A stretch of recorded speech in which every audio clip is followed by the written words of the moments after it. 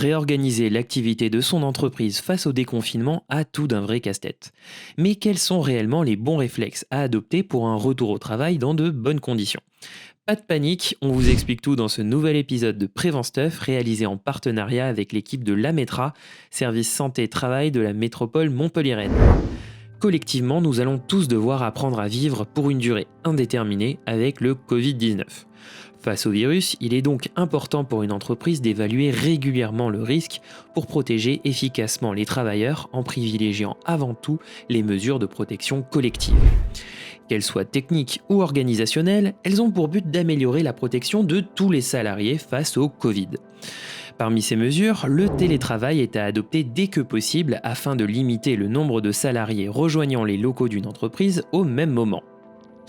D'ailleurs, le ministère du Travail recommande dans son guide sur le déconfinement de calculer la jauge de son entreprise, c'est-à-dire le nombre maximum de personnes qui peuvent être présents en même temps en respectant une limite de 4 mètres carrés de surface par personne. Si vous êtes arythmophobique, vous n'allez pas aimer. Mais d'une manière générale, plus que l'espace par salarié, ce sont toutes les règles de distanciation sociale qui doivent être respectées. Il faut donc apporter une attention particulière au flux de personnes, le but étant de limiter les goulots d'étranglement comme à l'entrée d'une entreprise ou dans les ascenseurs. On pourra délimiter des circuits pour les usagers et lorsque c'est possible, une porte d'entrée et une porte de sortie différenciées. On gérera les périodes d'affluence, soit en favorisant la prise de rendez-vous ou en échelonnant les moments de pause ou de présence sur le lieu de travail. Un marquage au sol pourra symboliser la distance minimale à respecter dans les files d'attente, y compris vers un distributeur automatique ou une cafétéria. Pour les bureaux communs, on évitera le face-à-face et on laissera, quand c'est possible, les portes ouvertes pour limiter les contacts avec les poignets. Enfin, une attention particulière devra être apportée au moment des repas, qui devront être échelonnés pour respecter les règles de distanciation. En effet, ce ne serait pas très cohérent de faire tous ces efforts le long de la journée pour se postillonner les uns sur les autres le temps du midi. Voilà, on a fait un tour rapide des grandes règles de protection collective et on ne peut que vous conseiller de télécharger, lire et distribuer un des guides rédigés par le ministère du Travail sur la mise en œuvre des mesures de protection contre le Covid-19. Du préparateur de commandes au plombier, vous avez de bonnes chances d'y trouver des informations pertinentes spécifiques à votre domaine d'activité. Mais que peut-on dire sur les équipements de protection individuelle, en particulier des masques ?